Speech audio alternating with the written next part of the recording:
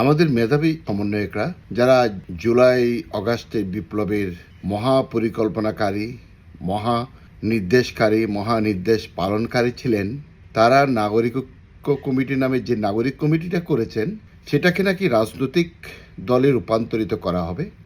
সাধুবাদ জানাই, স্বাগত জানাই, শুভেচ্ছা জানাই, অভিনন্দন জানাই। কিন্তু সরকারি গাড়ি ব্যবহার করে, সরকারি ব্যানার ব্যবহার করে, সরকারি সব ফ্যাসিলিটিস ব্যবহার করে রাজনৈতিক দল গঠন করবেন, এটা কি কিংস পার্টি করছেন?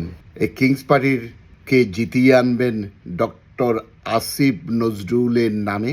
আচ্ছা, তো আপনাদের বৈষম্য বিরোধী ছাত্র আন্দোলনের তিনজন তো উপদেষ্টা পরিষদে আছেন, জনাব নাহিদ ইসলাম, আসিফ মাহমুদ, সজীব ভুঁইয়া এবং বিশিষ্ট মাস্টার মাইন্ড মাহফুজ আলম। তারা কি কিংস পার্টির সাথে জড়িত থাকবেন নাকি থাকবেন না?